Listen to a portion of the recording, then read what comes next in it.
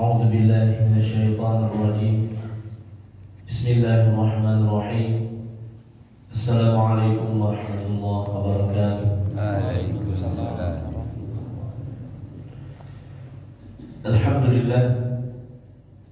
الحمد لله الذي هدانا لهذا وما كنا لنهتدي لولا أن هدانا الله.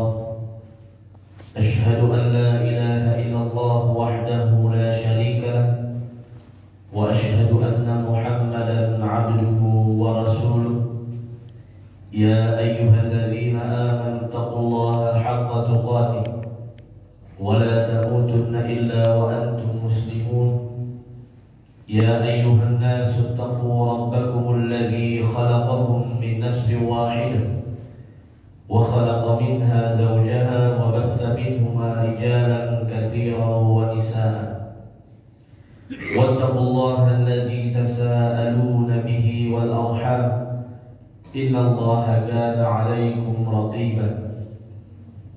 يا أيها الذين آمنوا اتقوا الله وقولوا قولا سديدا يصلح لكم أعمالكم ويغفر لكم ذنوبكم ومن يطع الله ورسوله فقد فاز فوزا عظيما. أما بعد فإن أصدق الحديث كتاب الله وخير الهدي هدي محمد صلى الله عليه وسلم وشر الأمور محدثاتها وكل بدعة ضلالة. Kaum muslimin wal muslimat, hadirin wal hadirat, Bapak Ibu jemaah Masjid Surau Darul Jannah yang semoga senantiasa dirahmati dan dimuliakan oleh Allah Subhanahu wa taala. Senantiasa kita bersyukur kepada Allah Azza wa Jalla.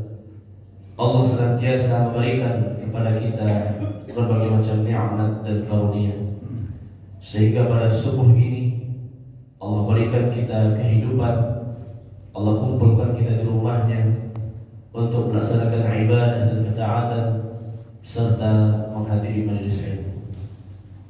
Salawat berangkaikan salam kita mohonkan kepada Allah agar disampaikan kepada Nabi kita Nabi Muhammad sallallahu alaihi wasallam. Allahumma shalli ala Muhammad wa ala ali Muhammad. Semoga salawat dan salam juga tercurah kepada keluarga beliau, istri-istri beliau, kepada para sahabat dan orang-orang yang mengikuti beliau dengan benar hingga hari kiamat. Bapak Ibu rahmati Allah Subhanahu wa taala. Kembali pada pagi ini kita melanjutkan kajian tafsir Al-Qur'an. Pada pertemuan sebelumnya kita membahas tafsir dari surah Al-Baqarah ayat 58 sampai 61. Insyaallah taala pada pagi ini kita lanjutkan dengan ayat 62 sampai ayat 66. Bapak Ibu rahmati Allah Subhanahu wa taala. Di ayat 62 Allah Subhanahu wa taala berfirman, "Innal ladzina amanu wal ladzina hadu والنصارى والصابئين من آمن بالله واليوم الآخر وعمل صالحا فلهم أجرهم عند ربهم ولا خوف عليهم ولا هم يحزنون."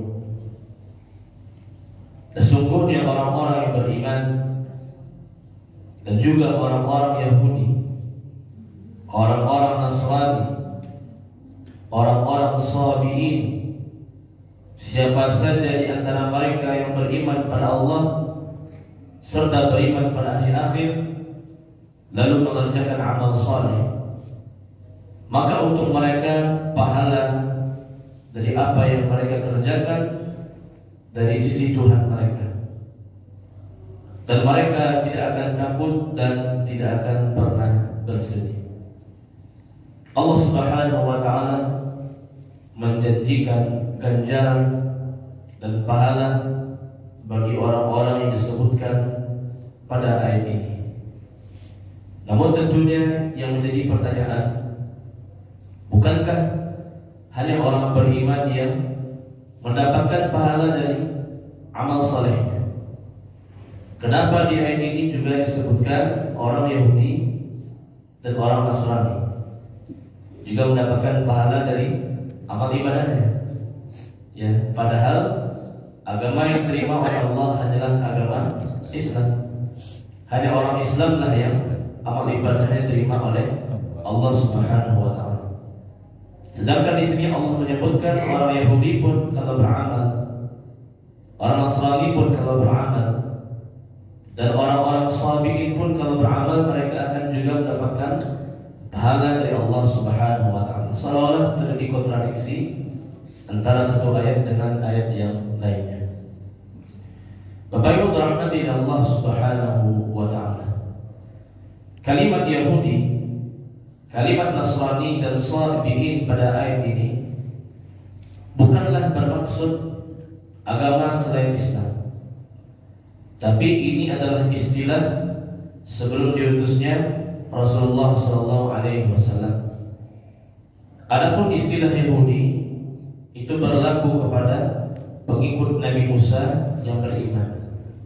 Mereka beriman kepada Nabi Musa, mengamalkan kitab Taurat. Dulu mereka disebut sebagai orang Yahudi. Ini istilah yang lama sebelum datangnya Rasulullah SAW. Artinya mereka Muslim, cuman diberikan istilah Yahudi kepada mereka. Karena Yahudi berasal dari kata hidayah, petunjuk dari Allah Subhanahu wa taala. Mereka orang-orang yang mendapatkan petunjuk. Mereka pengikut Nabi Musa yang taat menjalankan agama.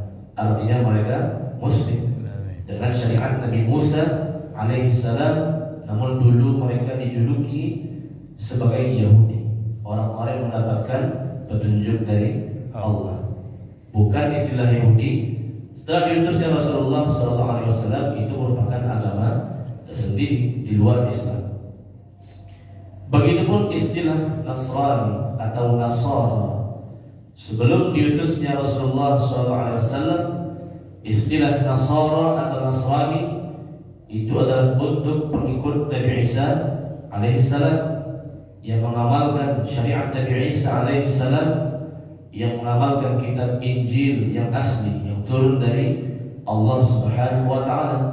Mereka orang-orang Muslim dengan syariat Nabi Isa alaihissalam, dan mereka dijuluki dengan Nasrani atau Nasara karena berasal dari kalimat Nasara yansuru, artinya menolong, orang-orang yang menolong agama Allah Subhanahu wa taala. Adapun istilah Nasara atau Nasrani setelah diutusnya Rasulullah SAW, itu adalah orang-orang Kristen, orang-orang yang mengatakan Tuhan itu tiga, Tuhan Bapa, Tuhan Ibu, dan Tuhan Anak. Adapun istilah Nasrani pada ayat ini merujuk sebelum zamannya Rasulullah SAW, pengikut Nabi Isa alaihissalam yang mereka beriman. Sehingga clearlah permasalahan. Ini bukan agama selain Islam, tapi pengikut nabi-nabi Allah Subhanahu wa taala. Pengikut Nabi Musa dulu disebut sebagai Yahudi, pengikut Nabi Isa dulu disebut sebagai Nasrani. Itu maksud dari ayat Allah Subhanahu wa taala ini. Was-sabiin. Lalu siapa pula yang disebut dengan sabiin? Sabiin adalah pengikut setiap nabi dan rasul. Pengikut Nabi Hud alaihissalam, pengikut Nabi Lut, pengikut Nabi Saleh, pengikut Nabi Syuaib, pengikut nabi-nabi yang lain, Nabi Zakaria, Nabi Yahya, Nabi Zulkifli. Mereka disebut dengan sabiin atau sabiun. Yang mana sabiun artinya orang-orang yang keluar. Kenapa disebut sebagai orang yang keluar? Karena ini merupakan julukan yang diberikan oleh kaum-kaum mereka yang kafir. Orang-orang yang mengikuti Nabi disebut dengan sabi, orang yang murtad. Mereka dituduh sebagai orang yang murtad oleh kaumnya, padahal mereka mengikuti Nabi dan Rasul Allah Subhanahu wa taala yang diutus kepada mereka. Termasuk dulu awal-awal Nabi berdakwah kepada orang-orang Quraisy, Nabi pun dituduh sebagai sabik. Wahai Muhammad, anta sabik. Wahai Muhammad, engkau adalah orang yang sabik, yang telah keluar dari agama orang Quraisy, menyembah Lata, Uzza dan Manat. Maka pengikut setiap Nabi dan Rasul sebelum Rasulullah SAW juga disebut sebagai sabik. Mereka dituduh oleh kaumnya membuat agama yang baru, padahal mereka justru mengikuti Nabi dan Rasul yang Allah utus kepada mereka. Innal ladzina amanu wal ladzina hadu wan nasara was sabiin. Sesungguhnya orang-orang yang beriman, Yahudi pengikut Nabi Musa yang beriman, wan nasara pengikut Nabi Isa yang beriman, was sabiin dan pengikut atau umat setiap Nabi sebelum Rasulullah SAW yang mana mereka beriman.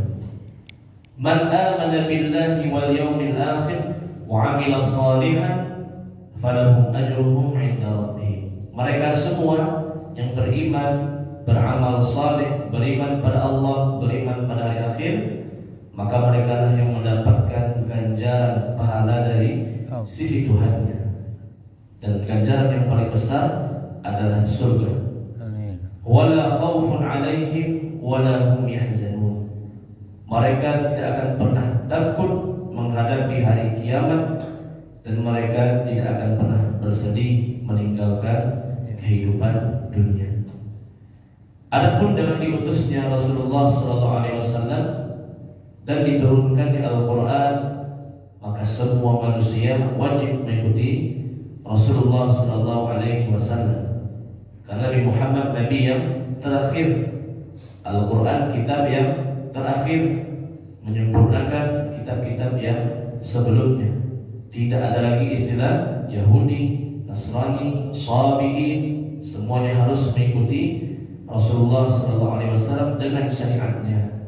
Karena dakwah Rasulullah untuk seluruh manusia. Wa ma arsalnaka illa kaffatan linnas basyiran wa nadhira. Tidaklah aku mengutusmu wahai Muhammad kecuali menyeluruh untuk semua manusia, untuk orang Arabnya, untuk orang Bani Israilnya, untuk orang asingnya, semua. Rasulullah SAW itu dakwah Islamiyahnya untuk seluruh manusia, kafatan linnas, mencakup seluruh etnis, suku, peradaban manusia, semuanya. Wa ma arsalnaka illa rahmatan lil alamin. Dan tidaklah aku mengutusmu wahai Muhammad kecuali sebagai rahmat bagi alam semesta. Beda dengan zaman sebelum Nabi Muhammad, setiap umat, setiap tempat itu masing-masing ada nabinya, masing-masing ada rasulnya. Ajaran mereka satu, yaitu tauhid, namun kitab mereka, syariat mereka berbeda-beda. Tapi dalam diutusnya Rasulullah SAW harus satu syariat, harus satu kitab, harus satu nabi, yaitu nabi kita Nabi Muhammad SAW sampai akhir zaman nanti. Amin. Bapak Ibu dirahmati Allah Subhanahu wa taala. Kemudian ayat 63 dan 64 Allah Subhanahu wa taala berfirman, "Wa idh akhadna mitsaqakum wa rafa'na fawqakum at-tur khudhu ma atainakum biquwwatin wadhkuru ma fihi la'allakum tattaqun." ثم توليتم من بعد ذلك فلولا فضل الله عليكم ورحمته لكنتم من الخاسرين. Dan ingatlah tatkala kami mengambil janji dari kalian wahai Bani Israel, dan kami angkat gunung atau bukit Tursina di atas kepala kalian. Kemudian kami mengatakan, ambillah, pegang teguhlah kitab Taurat yang telah diberikan kepada kalian, dan ingatlah apa saja yang ada di dalamnya, agar kalian menjadi orang-orang yang bertakwa. Kemudian setelah itu kalian berpaling, kalau bukan karena karunia dan rahmat Allah kepada kalian, sungguh kalian akan menjadi orang-orang yang merugi.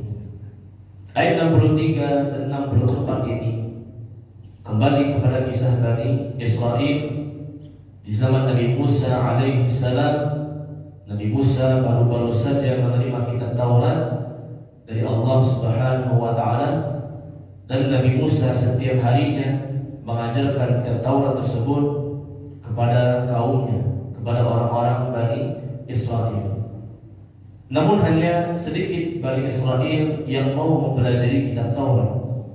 Kepada Nabi Musa alaihissalam, adapun mayoritas orang-orang Bani Israel, mereka acuh tak acuh saja dalam kitab Taurat yang Allah turunkan kepada Nabi Musa alaihissalam.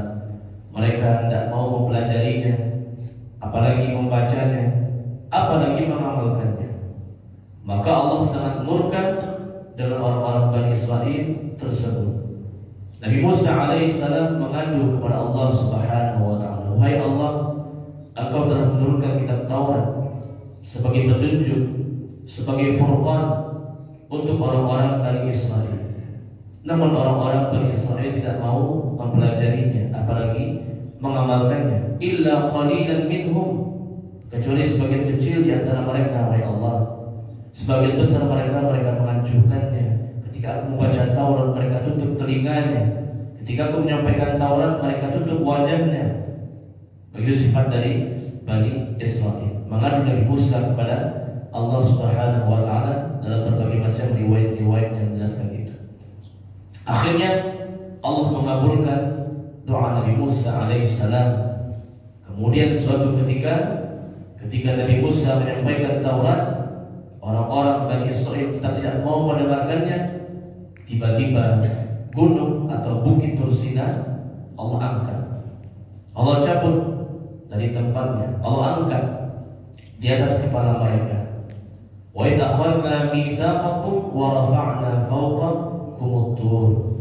Ingatlah ketika kami mengambil janji dari kalian wahai Bani Israel. Janji apa?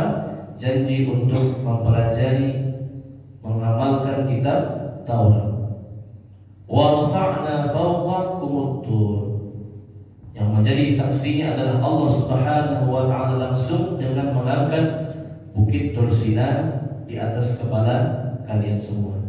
Tercengang semua Bani Israel melihat ke atas.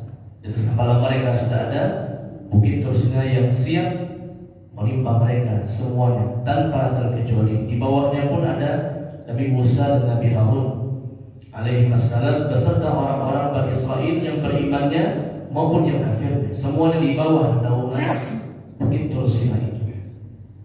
Lalu Allah mengatakan, "Khudhu ma atainakum biquwwatin wadhkuru ma fihi la'allakum tattaqun." Wahai orang-orang Bani Israel, khudhu, ambillah, artinya pelajarilah, dengarkanlah kitab Taurat yang dibacakan kepada kalian. Kalau tidak, maka kalian semua akan dihukum, dijatuhkan bukit Tursina ini kepada kalian semua tanpa terkecuali. Dan Allah perintahkan usjudu, kalian semua harus sujud. Maka semua Bani Israel semuanya sujud, berjanji kepada Allah Subhanahu wa taala. Semua Bani Israel mengucapkan sami'na wa ta'na. Wahai Allah, baik, kami dengar, kami taati janji ini. Kami akan beriman mengamalkan kitab Taurat ini yang kau turunkan kepada Nabi Musa alaihissalam. Orang-orang beriman mengucapkan sami'na wa ta'na dengan lisannya dan dengan hatinya. Adapun orang-orang kafir di antara Bani Israel, mereka mengucapkan sami'na wa ta'na di lisan mereka, tapi di hati mereka mengatakan sami'na wa 'asaina. Wahai Allah, kami dengar namun kami mendurhakainya, kami akan melanggarnya. Begitu sifat dari Bani Israel. Sebentar lagi ini akan dihukum oleh Allah. Mereka semua mengucapkan sami'na wa ta'na, namun dalam hati mereka orang-orang kafir Bani Israel mengatakan sami'na wa 'asaina. Wahai Allah, kami dengar namun kami akan melanggarnya. Tsumma tawallaitum min ba'di dzalik. Ternyata betul, gunung itu kembali diletakkan di tempatnya semula. Orang-orang Bani Israel kembali seperti biasa lagi. Yang beriman tetap beriman, yang ingkar tetap ingkar, bahkan semakin ingkar. Tsumma tawallaitum min ba'di dzalik. Kemudian kalian semua berpaling setelah perjanjian tersebut. Walaula fadlullahi alaikum wa rahmatuhu lakuntum minal khasirin. Kalau bukan karena rahmat Allah dan ampunannya, hidayahnya kepadamu, sungguh kamu bisa langsung dibinasakan langsung oleh Allah Subhanahu wa taala, hancur kalian semua, diazab oleh Allah Subhanahu wa taala menjadi orang-orang yang merugi.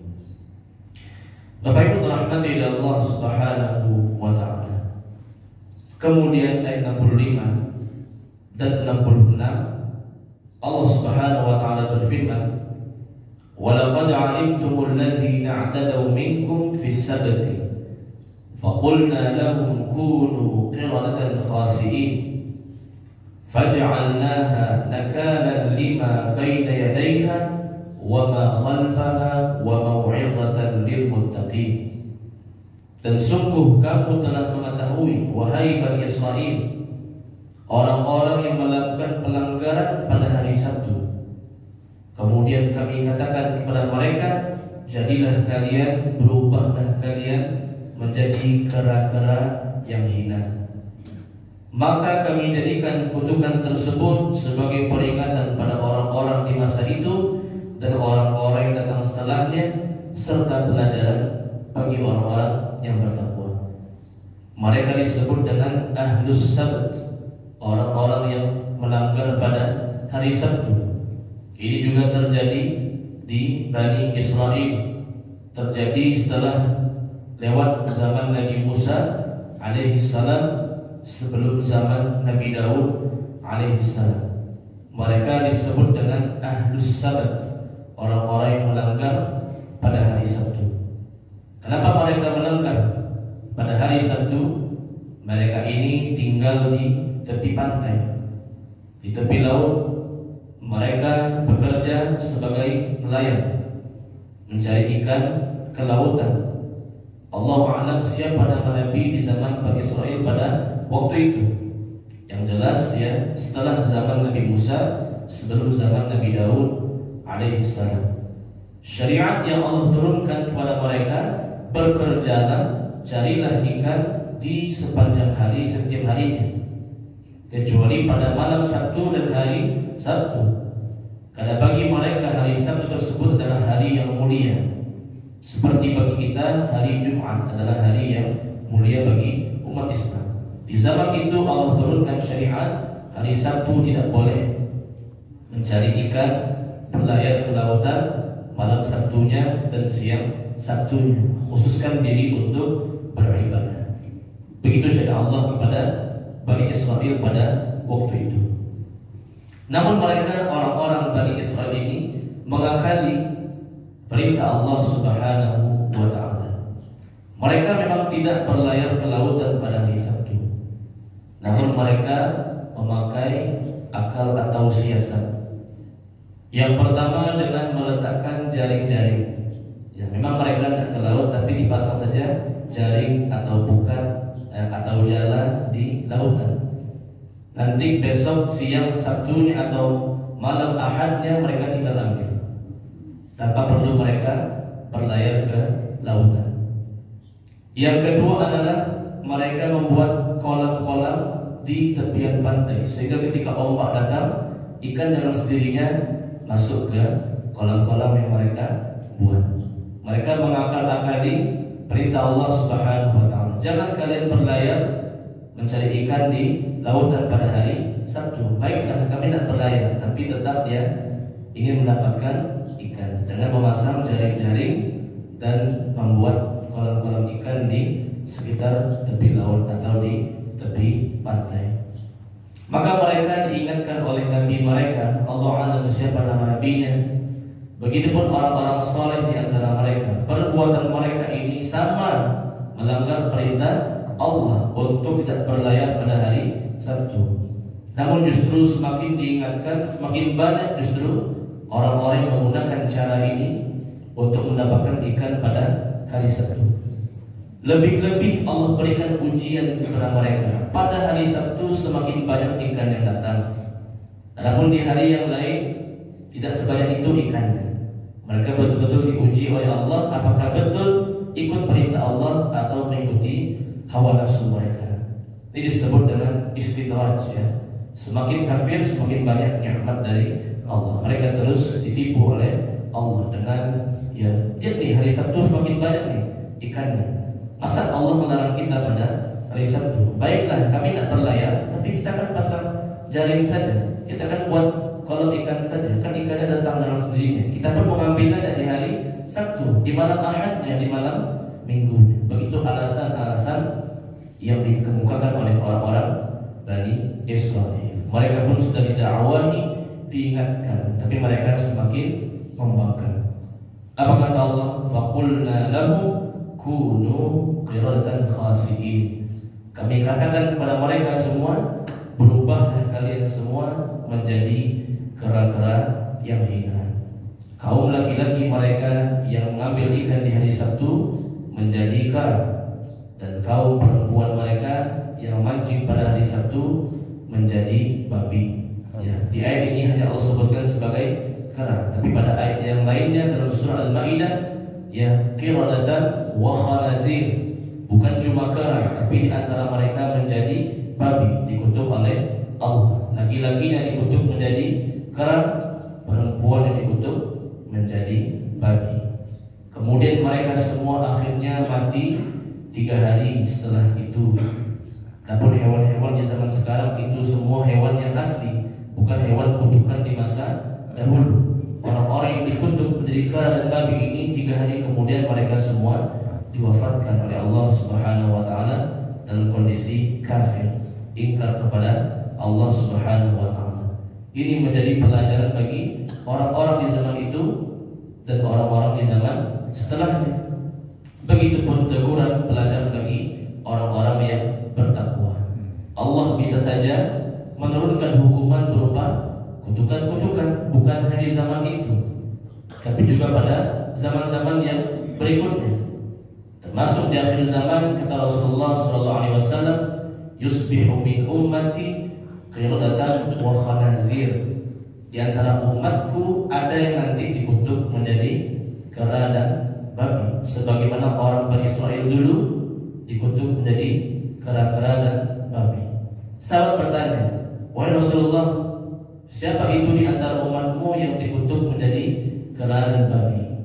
Kata Nabi SAW, syaribul khamr wazani, peminum-peminum khamar dan orang-orang yang berzina. Mereka pun nanti di akhir zaman bisa jadi Allah kutuk mereka menjadi kera-kera dan babi-babi. Ya, naudzubillah min dzalik. Allah alam bisawab. Inilah kajian kita pada pagi ini, tafsir dari surah Al-Baqarah ayat 62 sampai 66. Silakan kepada Ibu yang bertanya. Silakan.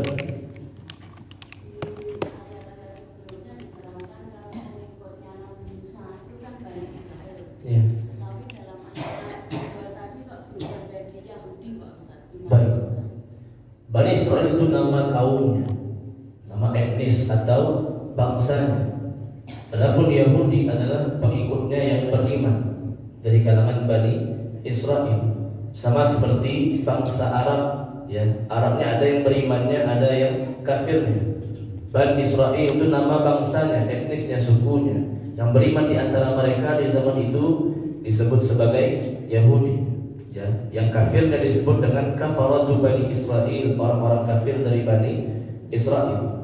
Jadi Bani Israel lebih merujuk kepada etnis atau suku sesuai dengan kalimatnya, Bani Israel, anak cucu Israel.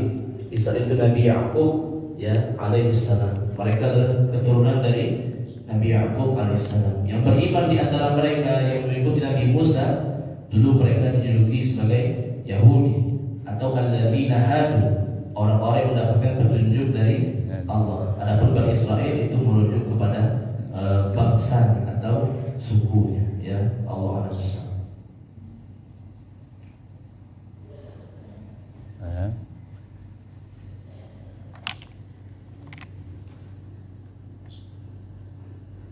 Oh, semua ngerti. Ada ke?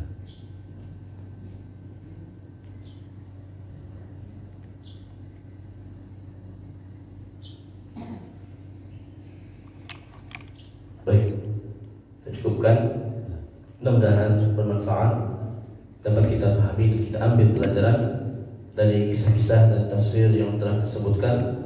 Barakallahu fikum. Mohon maaf kesalahan kekurangan. Subhanakallah bihamdi. Subhanallah ilaha illa anta astaghfiruka wa atubu ilaik. Billahi taufiq wal hidayah. Assalamualaikum warahmatullahi wabarakatuh. Waalaikumsalam.